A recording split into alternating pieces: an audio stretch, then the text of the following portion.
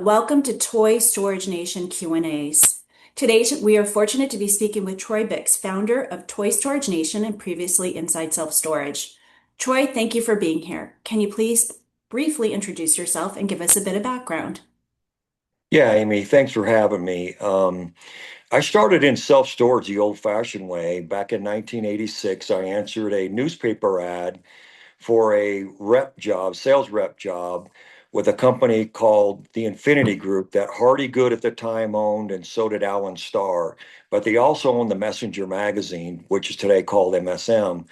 So basically, I earned a spot after working on real estate salespeople under the tutelage of Hardy Good and Harry Slale, and got the advertising manager's job at Mini Storage Messenger. Did that for, till about 1991, 1986 to 1991. In 1991, I started thinking about bigger things for the industry, and a publication that reached more of the independents, and a trade show that served the independents as well. So in 1991, I got in front of Bob Tish, and we discussed a way to launch Inside Self Storage. And again, to serve the independents, have a larger show, competed against the Self Storage Association.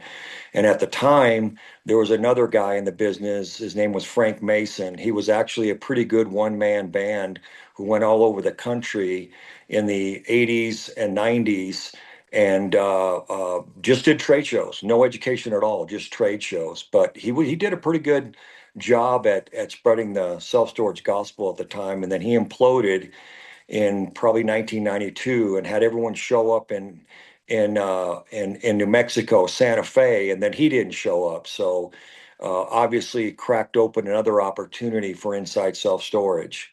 And now I'm working with you all at Toy Storage Nation.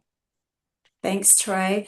I really want to format this for folks that may not be familiar with the history of self-storage in the self-storage market at all. And then I want to kind of bring that into today, why you created Toy Storage Nation and parallels between what you saw way back when with self-storage and what you're seeing today with boat and RV storage. So my first question is, you mentioned inside self-storage.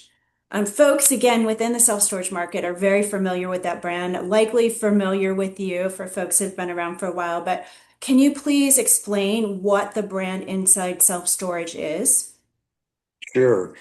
Inside Self Storage is a media brand that was built to serve the independents through trade shows, digital platforms, live events, and those sorts of opportunities. It was really to help the independents compete against the REITs. And that's how we built it back in 1991 as well. So even today, the REITs have about 30% of market share, and the independents have about 70% of the market share. So we really wanted to help them compete in all the different ways of operating, managing, owning, uh, everything from A to Z. So that's why the brand was built, and it is built that way today, and it is the best self-storage platform on the planet. So really proud of it, proud of all the people I got to work with and help build it. Terry Lanza, Drew Whitney, Debbie Perky, my mentor, Jim Chiswell. Got a shout out to Jim Chiswell, Mel Holsinger. We had a really good time in the 27 years I had at Inside Self Storage. Thank you. Can you give us a brief, synopsis of the self-storage market, why that was needed back then, that, component of education and content to help the independents and, kind of the parallels of where you see self-storage way back when ISS was founded to what you're seeing in the boat and RV market today? Yeah, it's a great question, Amy. They have very much their parallels, definitely. In the self-storage business, and I'll give you some quick numbers. I believe at the time in 1986, there were about 7,000 facilities. In a short 5 years later, there were close to 20,000 facilities. So tremendous growth, tremendous opportunity. It was a time of beepers, fax machines, and yellow pages. That was the heyday, and it's literally build and they will come. So I've got one of my favorite songs with Dire Straits is "Money for Nothing and Chicks for Free." They did that in 1985 to depict what the music business was at the time. So anyway, it was hopping, going fast, growing immensely, and the RV and boat industry. Um, I wanted to take that asset class out of the dark and bring it into the light and create this brand and build an opportunity for the same reasons. Have the independents have a fair chance and a good chance at competing against the REITs. And here we are. Can you tell me a little bit about the backstory of, you explained a little bit about why, but how and why with the timing of when you founded Inside Self, or excuse me, Toy Storage Nation. Can you give us a little of that Sure, history? sure. Bob Hayworth and I were working on a Class A facility in Rio Vista, California, with all the cool things that we could do at that time, especially with solar and building a Class A plus facility. And I kept thinking, why isn't there a go-to brand, a go-to media opportunity for folks to do what we were doing? And finally, after being in the industry now for my 40th year, it was time. It was time to create its own brand for this asset class and help folks get into this toy storage business. And it is toys. Toys typically are under HOA or they are beholden to an HOA. So you can't have your toys around your homes anymore.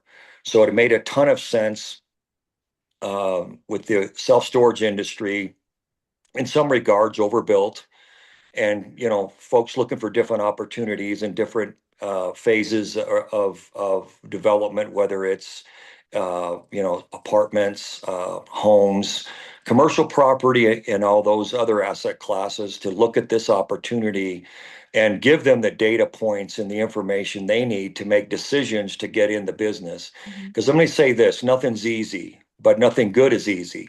So we created this brand to educate, inform, not to tell, but to help people get in the asset class. Thank you. I know when this brand was founded, you and a number of the board members were very excited about it, given, and especially the folks that had a long history previously in self-storage. And you would talk about the opportunity that you were seeing in Class A boat and RV storage was very similar to what you saw in the previous days of self-storage. Can you talk about that a little bit? Just the opportunity that is out there right now? Well, if I had to sum it up, I would say that where Class A boat and RV or toy storage is today is about where we were in the mid 80s in conventional self-storage. The amenities, we haven't scratched the surface yet. There's a tremendous amount of opportunity looking at real data, and data is really important. You could talk about pipeline, or you can really follow data to see where pipeline's going. So when it comes to data, um, we like to keep it simple. And for the last several years in a row, there have been close to 500,000 boats and RVs built every year, brand new. If you just do the math on that, and 120,000 boats, about 380,000 new RVs, and again, let me make this clear, this is just new product. And you do some math on that number, and you assume that about 400 spaces per average boat and RV facility, and you divide that into how many facilities need to be built, the math turns into about 62 to 65 facilities a month. And what I did was, what the team did, we really took that 500,000 new toys and cut it in half, even though we knew about 70% of those new toys were beholden to an HOA. So we took the 250,000, divided it by 400 spaces, and you knew how many you needed to build for a year and divided that by 12. And I haven't had anybody yet, Amy, tell me that for 2025, there were over 100 Class A facilities built in the whole year. That's pipeline to me. That's real data you can count on. And we just got the numbers in today for the RVIA, and they're looking at 9% above year over year last March. So it looks like it's trending back upwards. This does not include the razors, the custom cars, the motorcycles, all the toys that need to be stored typically as well. So wherever there's a high-end neighborhood, typically you can't have anything in your garage or next to your home. So Class A boat and RV should be a really good spot to look at. Thank you. Tell me a little bit about the team that you assembled, to get Toy Storage Nation going, for instance, the advisory board. Your depth of contacts within the industry previously really helped to spring this ahead, given that you knew folks that were experts in the boat and RV storage market. These are folks that are doing it day in and day out. So tell us a little bit about the team you put together. Well, starting with you, Drew, of course, Judy, we've all in some fashion worked together in the media business. So that was a tremendous start. Going beyond that, there's not a board in the self-storage industry that has the firepower that our board does. These are all experts in their fields, whether it's feasibility, construction, insurance, you name it. These are the best of the best. And I've always believed if you're going to be spending the kind of money you are on these facilities, you really need to be in front of these folks front and center, because they're the ones that are going to help you with other shortcuts and all the things that could happen. So this board is unlike any other board in the industry. We're really proud of them. Yes, we are. Um, Tell me, the brand went through a bit of a rebrand this year. We're calling it Storage Redefined. We've added some additional categories in truck parking, marina, flex space, resorts. Tell me how that all interrelates to one another and why we expanded it to cover some of those areas. Sure. As we built the brand and we continued year after year, we started seeing these other asset classes that aligned to what we were doing. Say what you want about conventional storage. It's there's a lot of saturation in markets. In Little Flagstaff, Arizona, where we live, there's 3,000 vacant units in the city with a population of 75,000. Um, the Wall Street Journal had an article a couple weeks ago on the tipping point. I don't really know what that really means. I've never been correct when I thought, hey, this could be the end. But I do listen to our kids and grandkids, and they think self-storage is laughable. I mean, if there's any, they don't have the emotional value that we do. So hanging on to something doesn't mean anything to our younger generations. If they see value in it, they sell it. It's on offer up and it's gone. So the industry, the boat and RV industry has morphed into these other opportunities, starting with truck parking. To me, still is one of the most fascinating ways to get into the Class A boat and RV industry. If you have a gate, a fence, and concrete and pavement, you're three-quarters away to a Class A.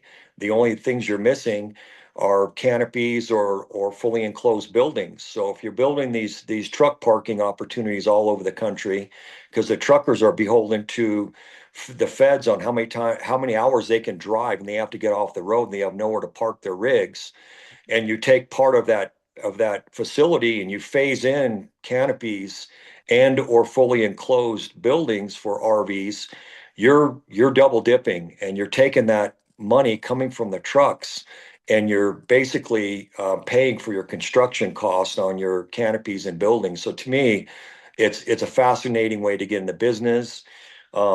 Flex space, big talk about flex space today. Flex space was back in the mid 80s when I got into business, so it's nothing new. but it's a way to maybe segue into some of these cities that are kind of self-storage weary, and create a business model that you have the flex space up front and the boat and RV and toy storage in the back. Marinas, it's another toy. In a lot of ways, we're in the recreational business. So when it comes to any type of toy, typically need to be stored. But in the bigger picture, it's the recreational business. There were articles last year about men and women that were looking at their estates, and they're not giving all the money to the kiddos. The money is going toward toys, and toys typically need to be stored. So we try to make sure that the storage redefined is really everything but conventional self-storage and the different opportunities that are included in this overall asset class. Thank you. I often get calls from folks who are coming out of other businesses. They're selling that business. They want to get into something else. Sometimes they're looking to put that money into something else due to tax reasons. Sometimes they're just wanting to keep doing something, right? But they're not wanting to have to deal with a lot of employees. So they look at this as a good opportunity for them to be looking at. But I do also know that there are a lot of real estate folks, developers from other asset classes that are starting to look at boat and RV storage and the other types of things that we've been talking about because they simply make sense. What types of asset classes do you see it makes sense for? Family housing, commercial, you name it. Where are you seeing interest come from? It's all the above, Amy. A developer is typically a developer. So he or she can flip the switch into Class A boat and RV coming out of apartments or commercial buildings or some other asset class pretty easily. I'm going to go back to the pipeline comments I made before. Data is real in this business. And when these new toys are being built, there's a really good chance, better than 50%, they need to be stored. And there's various places you can get the data. So if you like data and you really want to put that together, this is an asset class to be in. This is an asset class that you can prove pipeline. You're not guessing. You know that these toys are coming down the manufacturing plants and they need to be stored. And the other thing is, it doesn't matter who owns the toy, it needs to be stored. So we feel confident that this has a long runway. And we're going to be the ones in the forefront teaching folks how to do it the right way and get in front of the right people and do the right things. And the fewer the mistakes, the better for everyone. Thank you. You often mention that Toy Storage Nation is an independent voice. What does that mean? Why is that important? Well, we're not tied to an association. We're not tied to a vendor or vendors. We want to have an equal playing field for everyone who wants to get in the business, and we have a platform to do so. We have a tremendous amount of information and education on the website alone. You couple that with the board that we have that's second to none, as well as our live events. It's the best segue there is to get into this asset class. And we want to make sure folks do it the right way and have as few mistakes as possible and show that there's a real future here with what's going on in the recreational business. Awesome. You mentioned data and how important data is. One thing I wanted to mention on our website, our editor spends a great deal of time verifying the information and has created what we call a fact sheet. So if you go to toystoragenation.com and you go to the resources tab and you look for the fact sheet, you can get a recently updated one there. And she does a lot of digging to make sure that the information she has in that is correct and up to date. Troy, what are some other resources you use to get your data? Well, again, I'm back to the manufacturers. When we every month get the number of boats built, the number of toys in uh, any type of toy, whether it's razors, sea-doos, um, uh, side by sides, quads, all those things, motorcycles, custom cars. There's a tremendous amount of money being spent out there by the baby boomers, and it's been proven that they like their toys, and they want their toys protected, they want their toys secure, and they want their toys ready to go when they're ready to go, which brings in the brand new amenities side of the business. This industry, these facilities are happy places.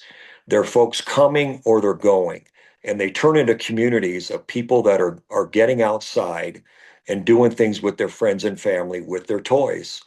Death, divorce, and some of the other things with conventional self-storage, it's not typically a place you'll meet someone and say, "Hey, let's go to the Grand Canyon together," and then from there we'll go somewhere else. Not saying it doesn't have a purpose, but these boat and RV Class A facilities and B and C are where folks typically are in a happy mood. They're in a good mood. They're with family and friends, going or coming, and that's what makes it fun too.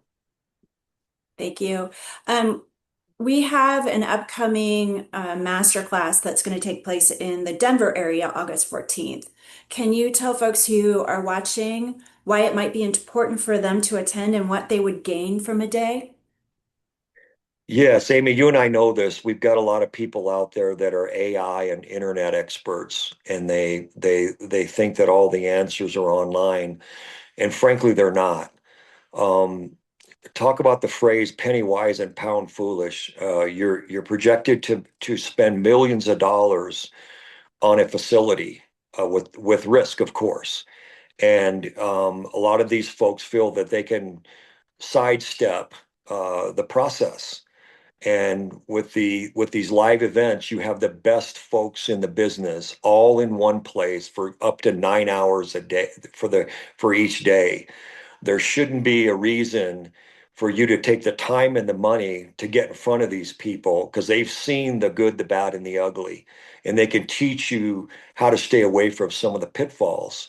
So the value is there immensely, probably five, tenfold, to get in front of these folks and find out how they did it, when they did it, how they, or all the above, the who, what, where, and why. So there's a lot of information, not only on our website, but everywhere else. And I get that. And a lot of it's good information, but it's nothing like getting in front of the experts, eyeball to eyeball, breaking bread and talking about their projects. And our board wants to help everyone do it the right way. So we've got a board that you can typically reach at any time, and they're willing and ready to help. So, get in front of them, talk to them, create a relationship, and do it the first time the right way. Thank you. And thank you for your time today. For any of the folks that are watching, if they're interested in connecting with you and contacting you, can you please give your name again, your email, your phone number, your contact information? Yes, and I'd love to help in any way. It's Troy Bix. Bix is my last name. You can reach me at troy.bix@toystoragenation.com or 928-864-7440. Thank you very much for your time today. And my name is Amy Bix. I'm with Toy Storage Nation as well. You can get all kinds of information, content, articles, case studies, you name it, at toystoragenation.com. In addition, we did mention our upcoming August 14th Denver Masterclass. You can find information for that on the website as well. If you would like to contact me, my email is my namesake as well. It's amy.bix, amy.bix at toystoragenation.com, or you can get me at 602 909 3910. Thank you so much. Thank you.